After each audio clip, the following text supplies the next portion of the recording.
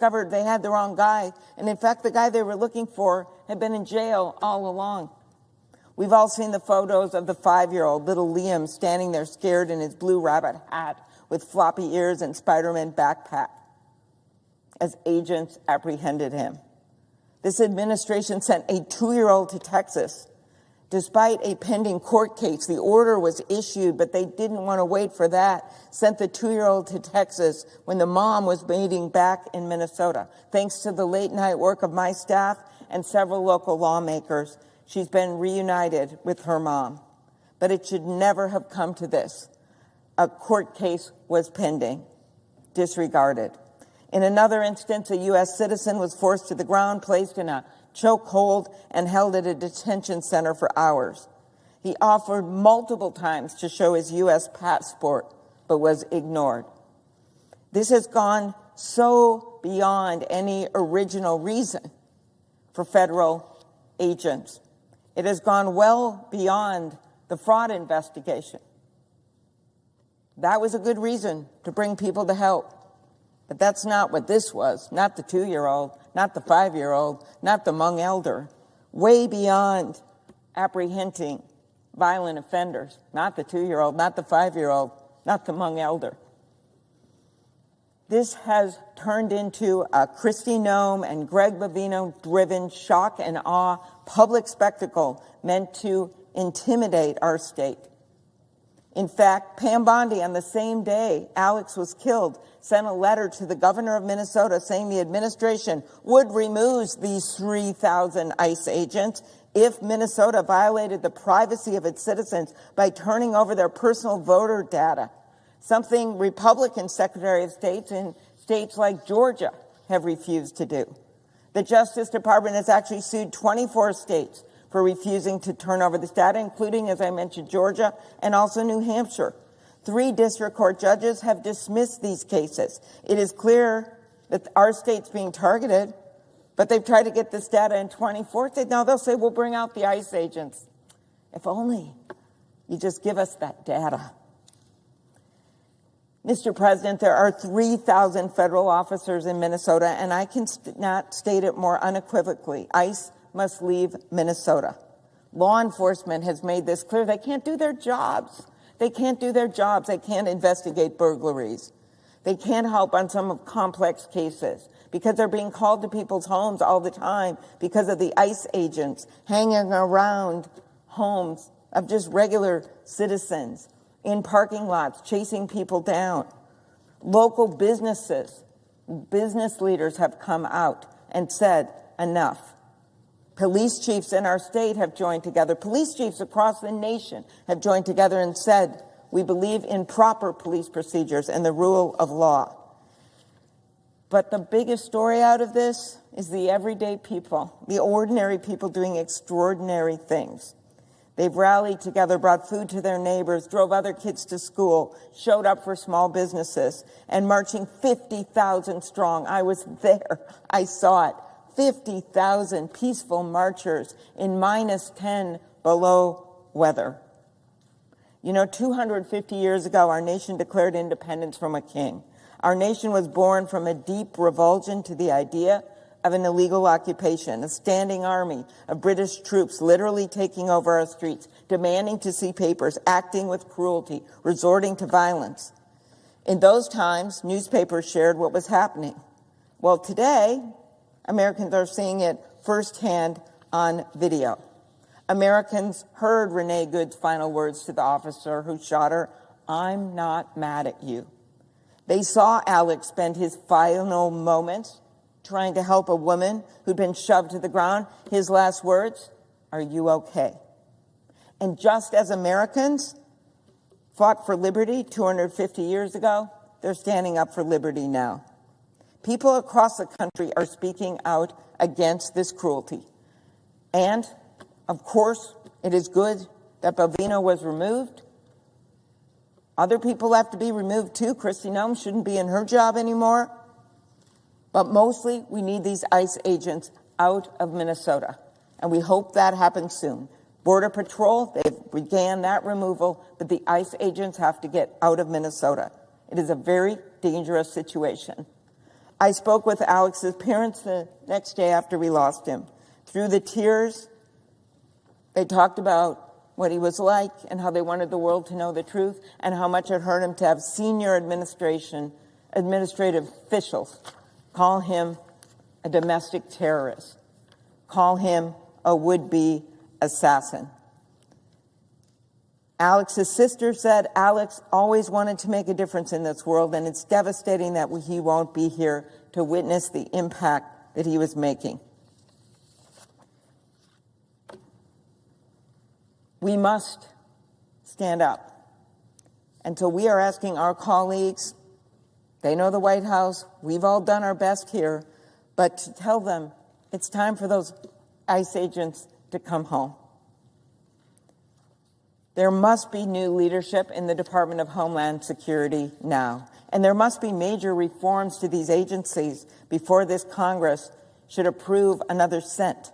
First, we need to stop these roving bands. This means coordination with state and local law enforcement and no more bounties that encourage immigration officials to detain individuals, even without cause. We need proper training and a code of conduct that includes transparent investigations and meaningful accountability for when agents break the law or violate the Constitution. This also means use of force policies that are the same for local police. Immigration agents, like all law enforcement, should comply with the Fourth Amendment. This bounty system, we've had stories and we have hundreds of cases in our offices right now where people were stopped, a white guy, Latino, they said to Latino, where are you from? Latino says, I was born in America. They put him in the car, drive him a few blocks, let him out, or take him to the detention center and then let him go. Bonuses, bounties. The mask should come off, and the body camera should go on. And there must be thorough, objective, and independent investigations into these killings. The Justice Department refused to cooperate with local investigators in Minnesota after Renee's death, and over a dozen career prosecutors in Minnesota and Washington resigned rather than take part in a miscarriage of justice. After Alex's killing, the federal government blocked state law enforcement from accessing the crime scene. I know because I got panic calls, because I used to be a prosecutor in the county, about what was going on. A federal judge appointed by Donald Trump had to issue an order preventing the federal government from destroying evidence.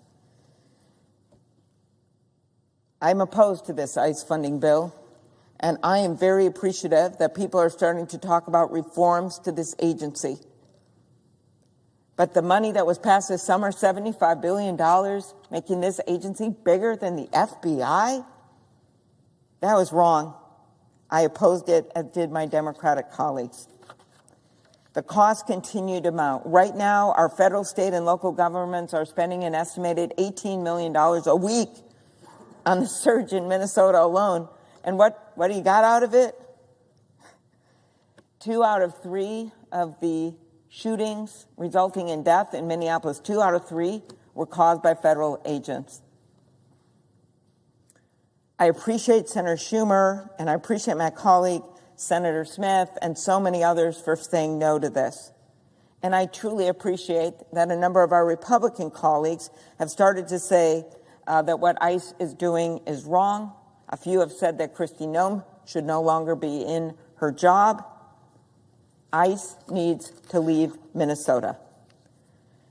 It was in 1776 when future First Lady Abigail Adams wrote to her husband, John Adams, describing the retreat of British ships from Boston, saying that their numbers were so large they looked like a forest.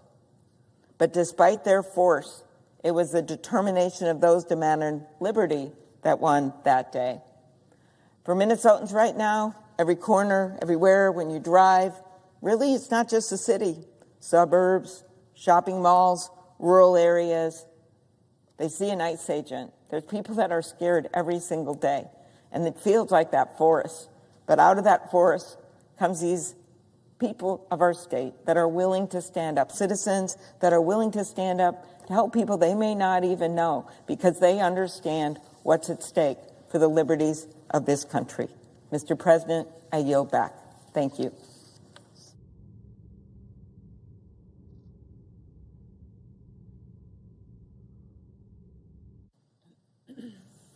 Mr. President. Senator from Minnesota. Thank you, Mr. President. And I want to thank my colleague, Senator Klobuchar, and all of our colleagues who are joining us on the floor this afternoon. So we are here today because we have a full-blown, dangerous emergency unfolding in Minnesota. It is happening right now as I speak, and we need your help to end it. America needs your help. The nation has been appalled by what we have seen happening in our state of Minnesota, the stories that have captured everyone's attention. 2 innocent United States citizens, Alex Pretti and Renee, shot and killed on the street in broad daylight by federal agents, just as they were trying to help their neighbors and document with their telephones what was going on, the brutality of it. A 5-year-old in a Spider-Man backpack, Liam Conejo Ramos. So Liam is coming home with his dad, and the agents are there, and Liam is trying to get inside. The agents try to use Liam as bait to lure the mother outside. And Liam is still in detention. He's still in Texas, a 5-year-old, 1,000 miles away from home. Colleagues, my head is so full of stories that might not have gotten all of the attention, but tell the tale of the brutality and the illegality of Operation Metro Surge in Minnesota. This is about a United States citizen, a young man who's walking out of his place of work to get lunch, and he sees an ICE agent. He's concerned. He's afraid that he might get targeted, so he turns around and he walks the other way, and the ICE agent runs after him and tackles the guy. He's a United States citizen, throws him to the ground, injures him, and detains him for hours. All the while, this young man has documents to prove who he is. It's about a teenager in Willmar, Minnesota. Now, Mr. President, Willmar is a smaller regional center in Minnesota. It is a place where the Jennie-O turkey processing plant is. It is an incredible community. And here is a teenager in Willmar who is stopped by ICE. She is beaten, she gets a concussion, and she is detained for 2 days, and she is a United States citizen. So imagine, it's hard to imagine this, but imagine you're in your neighborhood, and there are these roving bands of federal agents. They have no identification. They drive around in black Suburbans. They have masks over their face, and like at the drop of the hat, they just leap out, and they go after people. They're restraining them. They're hitting them. They spraying them with chemical agents. And then people are just shoved into Suburbans and driven off. And nobody really knows what happens to them. This is happening in Minnesota if it isn't happening in your neighborhood. And I want people to understand this is not just Minneapolis and St. Paul, where so many of the TV cameras have been. It is Rochester, Minnesota, where the schools are reporting a huge fall-off of kids going to school because they're so afraid. Their families are so afraid to send them to school. It's in Mankato, Minnesota, which is in the southern part of the state. It is another regional center, a farming community. I heard today on the public radio station that the local immigrant rights organization is getting 400 calls a day from people who are trying to figure out what their rights are, what to do. A family member of mine is detained. I don't know where they are. This is happening in dozens of cities. So what we have here, colleagues, is a campaign. It is a campaign not about public safety. It is a campaign about fear and intimidation. This is about secret police roaming in our cities with no identification and no name tags. What they do is they overtly target individuals because of the accent that they have, the skin color that they have. And I'm not just imagining this as their motivation, because these agents are telling people this is what's going on. I mean, this is the story of a Hmong woman that I met at Hmong Village just last week, who in tears is telling me that her son has been detained. He's been gone for days and days and days, and she doesn't know when she's going to get him back. Where is he? This is about ICE agents going to a suburban restaurant in the Twin Cities, having lunch, and then after lunch they go into the kitchen to detain the folks that are working in the kitchen. We are seeing this happen every single day. Battering down doors, breaking car windows. There's no pretext, there's no warrant. They're targeting people, not because they know that they've committed some crime, but because of what they look like. And there's this thing that we have in the Twin Cities now, they're called ghost cars. What's this? This is a car that is left in the street, the middle of the street sometimes, the door open, the engine running, the key still in the car, and nobody's gone. Nobody's there. People know what happened. ICE came and got whoever was driving the car and took them away. You know, if you are going through a legal immigration process in this country, you go through a process, and it's your obligation, your legal obligation, to check in with the federal authorities. And what's happening now is that folks are getting legal residence, getting a letter to appear. They have a choice. They know that if they don't comply, they're breaking the law, so of course they comply. But when they go to the courthouse, what happens is an agent is waiting outside the courthouse. An agent is there to detain that person who is following the law, who has done nothing wrong. In fact, they're doing everything they possibly can do to comply with the law, and yet they're being detained. These are not, my colleagues, these are not what you hear from this administration about the so-called worst of the worst. These are people that are active contributing members of our community. These are legal residents who hold green cards, who are being flown to Texas with no legal representation, no access to counsel. And you know what happens sometimes? They get down there, they go through another screening, and the federal agents say, okay, sorry about that, we made a mistake, and they just dump them on the streets of Houston or wherever they may be. No documents, no identification. How are they going to even get home? That's happening in this country right now. And if they're not released, because not everyone is released, if they are not released, people have died in custody. People with no criminal record have been deported to countries that they have never even known. So this is happening in Minnesota, but this is not just Minnesota. I think because Minnesota has resisted so strongly and because the tactics of Operation Metro Surge have been so brutal that we have gotten so much of the attention. But this is not just a Minnesota problem. I ask you, colleagues, to consider how these dangerous and poorly trained and unaccountable ICE agents have been treating Americans who have been exercising their constitutional right to peacefully speak and to demonstrate. These Americans have been intimidated, they have been taunted, they have been beaten, they have even been killed.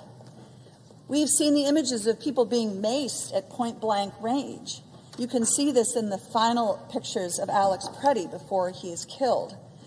We know that they are tracking demonstrators with facial ID technology, following them home to intimidate them. And in fact, I've heard stories of demonstrators who have been led home by ICE agents so that those agents are communicating, we know where you live, we know who you are, we want you to be quiet. Pepper balls, tear gas. And this is not just happening, colleagues, in situations of civil unrest. I'm not talking about riots here. I'm talking about a family that is trying to get home. They've got 6 kids in the car. They've been at basketball practice, and they end up with a can of tear gas thrown under their car. It explodes. It lifts the car up off the ground. And that family ends up in the emergency room. They need to be decontaminated from the poison. Now, I'm telling you these stories because I want you to understand a very important thing. What is going on in Minnesota is not about public safety. It has nothing to do with public safety. In fact, what's going on in Minnesota is hurting public safety.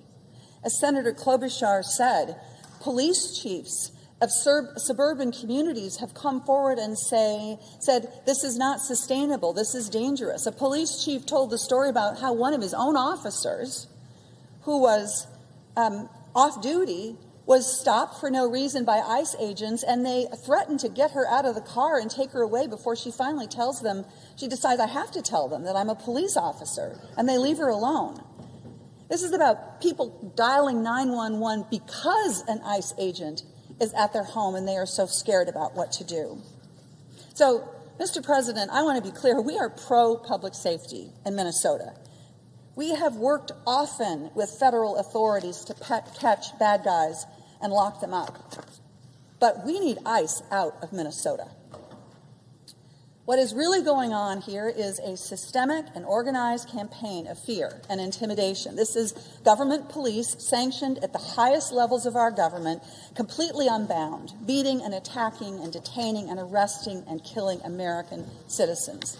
This is what America looks like with an authoritarian government with no laws. But here's what's happening. Not only in Minnesota, but around the country. Our constituents, your constituents, are watching these videos and they're hearing these stories and they are reading these reports. And what's happening is a sense of moral outrage is rising up. That feeling that you have in your gut that feeling of anguish and anger and disgust, when you know that you're seeing something that is just wrong. You know that it is wrong and that you can't look away from it. And we are uplifted by this moral outrage and the incredible courage of Minnesotans, but we know what we are seeing here.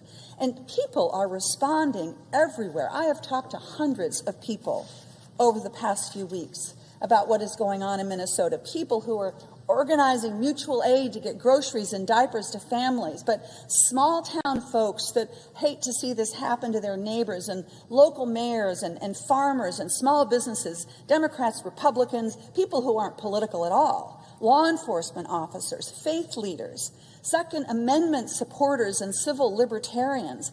And the man in the truck that I saw when I was in Minneapolis taking groceries to people on Monday. He's in the truck and I drive up. He's like first kind of concerned that I might be ICE.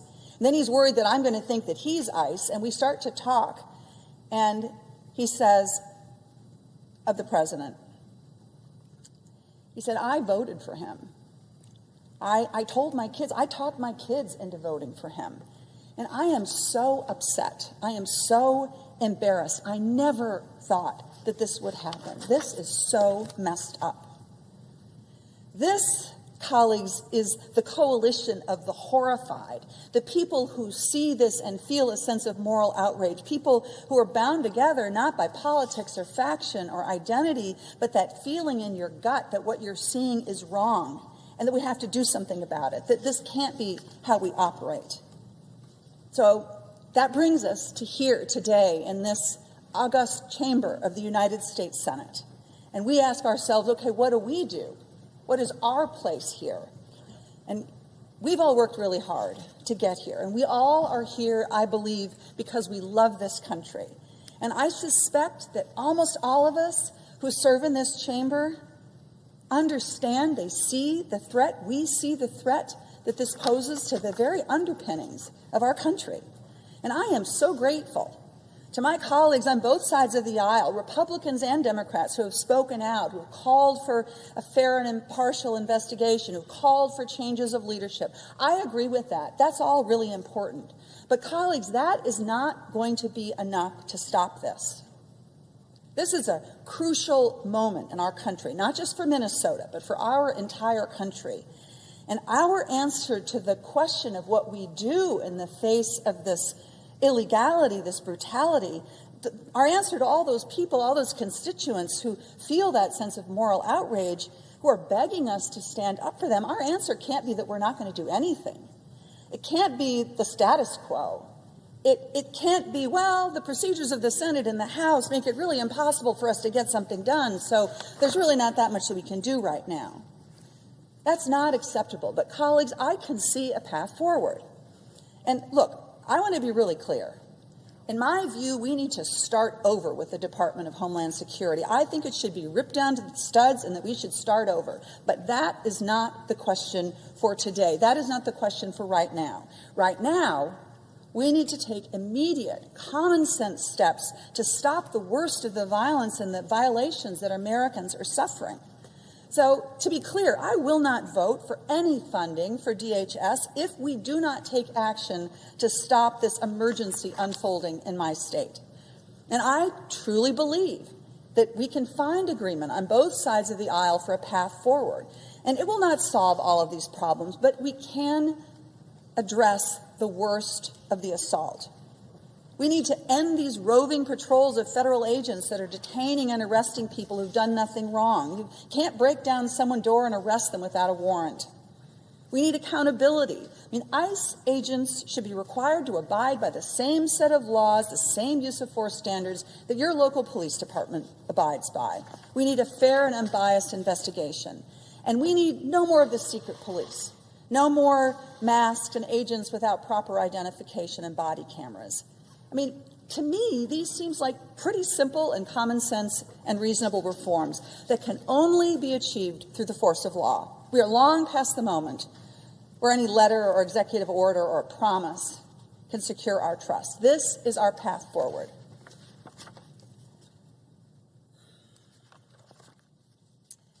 I am thinking about, as I wrap up this speech, and I'm thinking about all of my colleagues who are here to speak with such intention about what's happening, I want to just take a pause to acknowledge my beloved Minnesota.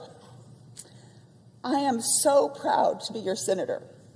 And so many people around the country are looking to you, to us, for hope. And you are showing the world how to respond to violence and how to stand up to bullies with strength and with dignity and with peace.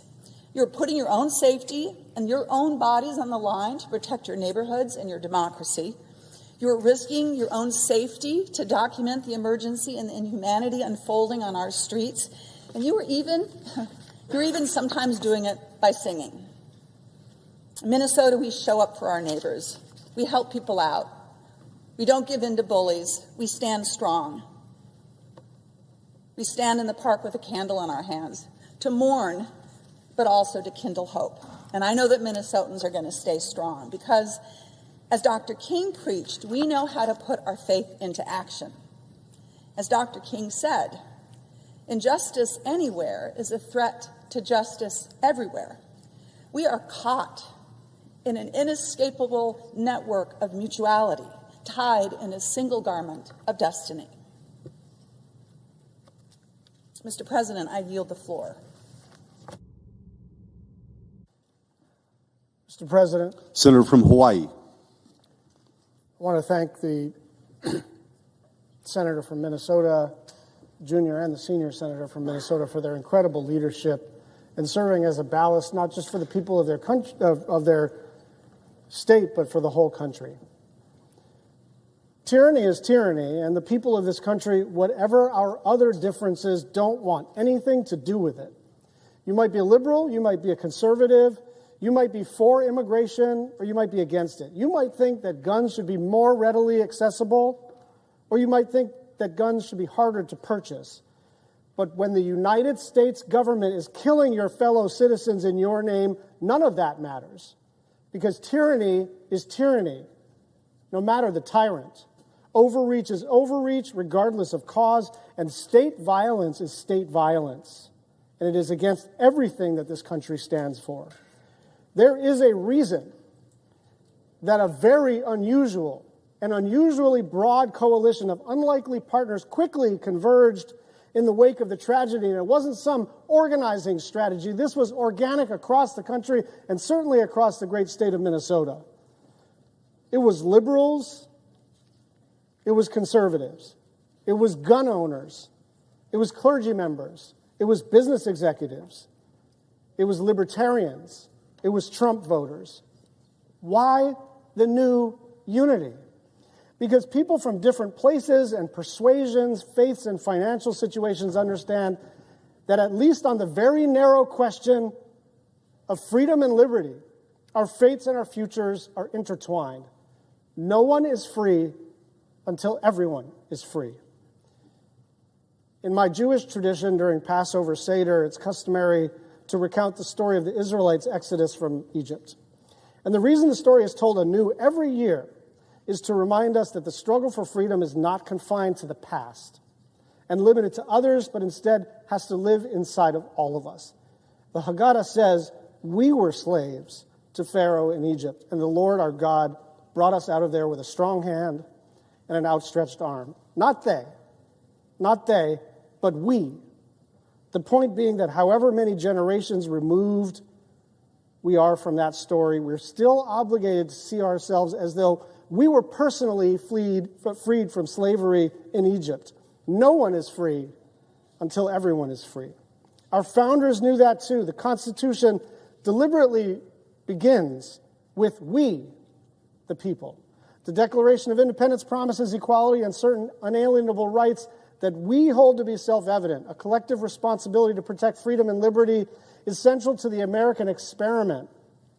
It always has been, which is why in the summer of '63, sitting in a dark jail cell in Birmingham, Alabama, in the throes of the battle for civil rights, Martin Luther King Jr. wrote, "Injustice anywhere is a threat to justice everywhere. We are caught in an inescapable network of mutuality tied in a single garment of destiny. Whatever affects one directly affects all, indirectly. No one is free until everyone is free." That same spirit of solidarity has united people for generations. In Hawaii, it was the sugar plantation workers in the 40s, tired of being overworked and underpaid, who organized across ethnic lines for fairer conditions. Up until that point, they had been divided by the plantation owners into separate camps: Chinese camp, Japanese camp, Filipino camp, and so on, and paid different rates for the same work. And so they came together vowing to treat an injury to one as an injury to all. They went on strike and won, altering the trajectory of workers in Hawaii to this day. An injury to one is an injury to all. No one is free until everyone is free. If there's a lesson in this collective outrage and widespread condemnation of ISIS conduct, it's that people don't want state-sponsored violence on their streets in their names. It's not a question of whether you voted for Trump or Biden. It's not a question of whether you agree with Joe Biden's immigration policy.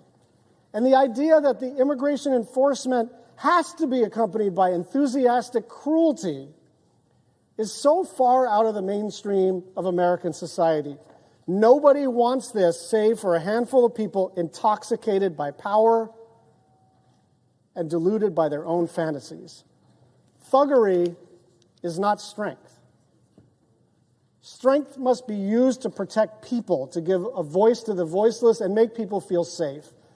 That is impressive and noble and important, precisely because it's harder to practice and harder still to come by. But that's what makes the response in Minnesota of ordinary Americans taking it upon themselves to stand up for their neighbors so extraordinary. I want to read a bit of what Adam Serwer observed in The Atlantic about the mistaken assumptions that fed this administration's brutality. He wrote, "The secret fear of the morally depraved is that virtue is actually common, and that they're the ones who are alone. In Minnesota, all of the ideological cornerstones of MAGA have been proved false at once. Minnesotans, not the armed thugs of ICE and Border Patrol, are brave. Minnesotans have shown that their community is socially cohesive because of its diversity, not in spite of it. Minnesotans have found and loved one another in a world atomized by social media, where empty men have tried to fill their lonely souls with lies about their own inherent superiority.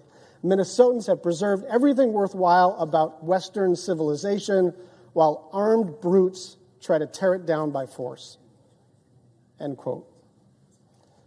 Look, I get that we're all divided and distracted and exhausted and that it's not going to resolve overnight. But in the wake of the tragedies in Minnesota, in Minneapolis, a bright red line has emerged.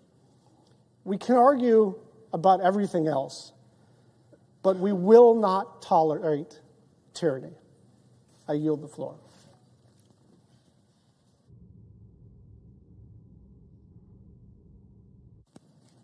Mr. President. Senator from Delaware. Mr. President, I rise today in disbelief of where we are as a country. I will tell you, in listening to the speeches that came before me, such powerful words,